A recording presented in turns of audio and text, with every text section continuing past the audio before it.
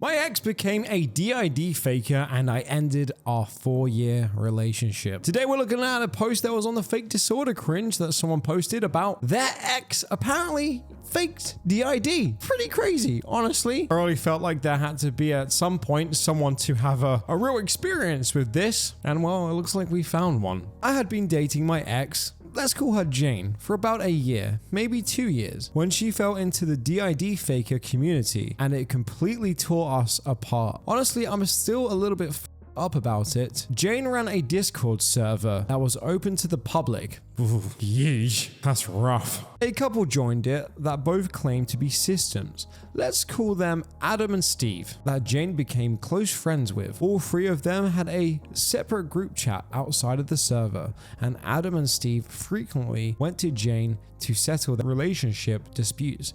It always felt very weird to me, especially since Steve in the server seemed to be doing nothing but complain about his life, but it got worse. When one day Jane came on to me and told me that Steve had opened her eyes and that she was a system. Uh-oh, guys. She even claimed to have one of those non-human ults. She said Steve had given her this task about visualize a hallway and open the door to find your altars, and she had found 3. Oh no. A lot of the other people in this server were concerned about this. It was very tense. I had again known Jane for 1 to 2 years at this point, and yes, she had some memory issues, but she had never in that whole time period come off as having DID. Adam and Steve eventually turned against Jane out of nowhere, and Steve turned out to be extremely shady for non-faker reasons. The specifics don't matter, but he was exploiting and harassing a cancer patient. I thought Jane realizing they were lying about a lot of things and had been shitty to her would have made her realize they had brainwashed her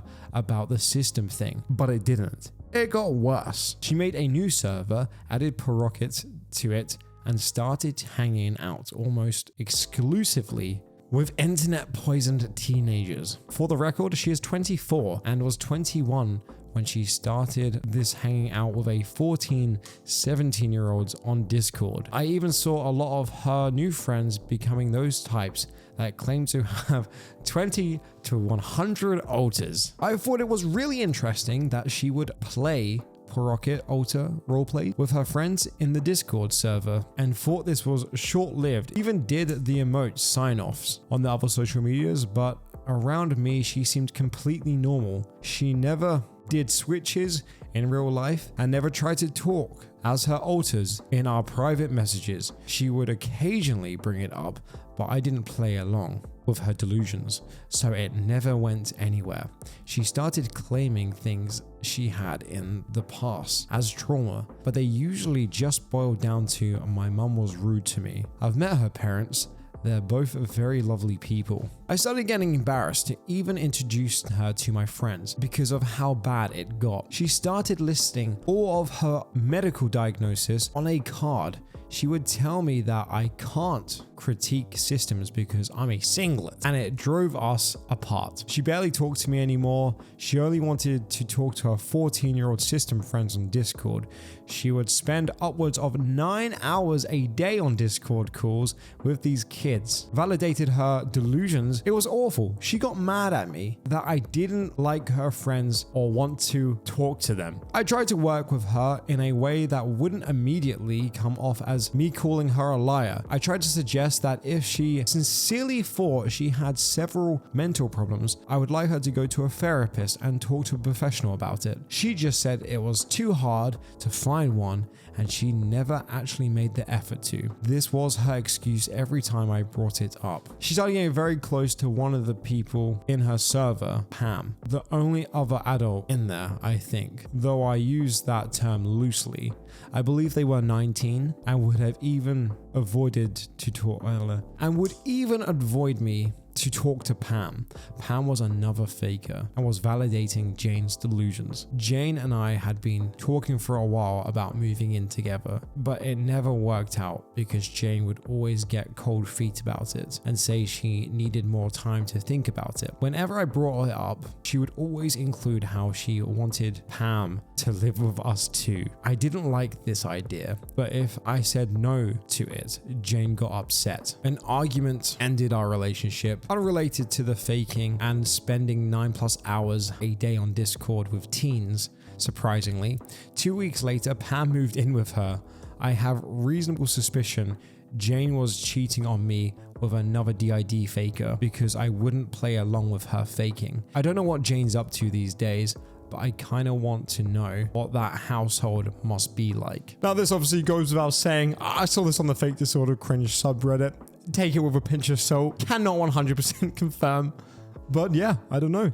This sounds like something that could definitely happen. And if that really is the case, then yeah, that sucks. I feel like a lot of people absolutely get brainwashed with this type of stuff. It really boils down to the people that you hang out with and speak to on a day-to-day basis. If, let's say, this did happen and Jane, his girlfriend, was on Discord for 9 hours a day, being surrounded by people that fake this, yeah, absolutely. I've never tried to go into one of those Fake Disorder Discords. I've heard about them. A little part of me kind of wants to go in one and just kind of fucking troll it and see what happens. But I can only imagine if you actually do use those types of facilities on a day-to-day basis and talk to other people, just feeding into your delusions on a day-to-day basis, it's just going to rot your mind so much, to the point where you're going to start believing this. I feel like a lot of trauma that had happened to maybe a lot of these people really just isn't as bad as what people claim to have. I'm not going to lie, like, yeah, sure, when you're a kid and growing up and a teenager, everyone goes through a little bit of discomfort, whether that's being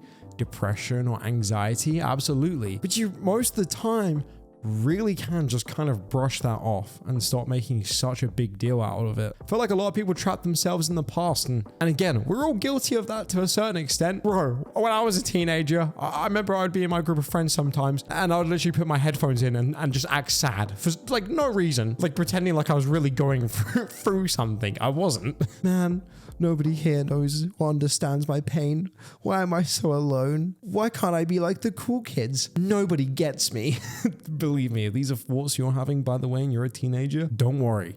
It's normal. You're going to look back at it when you're in your 20s and laugh about it. Unless you're Jane, then you're going to create a Discord server for some reason and talk to 14 and 17-year-olds, which is fucking weird. Don't go down that route, guys. Going back on the topic of wanting to invade one of these and go undercover, maybe. Kind of tempted. I can't lie. I feel like that would be a funny video. But yeah, join my new members. Epic. Loyalty badges, custom emojis, priority reply to comments. Okay, this is epic. Early access to new videos, member shoutouts, priority reply to comments. Okay, now this is epic. Contacting on social media, member shoutouts, early access to new videos, priority reply to comments. Become a member and support the Ablaze channel. Saw this the other day, wanted to share it with you guys. Hope you're having a fantastic day. Leave a comment down below. What do you guys reckon? Is this just a shitty scenario? Did it even happen? Let me know. Anyway, boys and girls, hope you enjoyed today's video and I'll see you all in tomorrow's video. Bye-bye.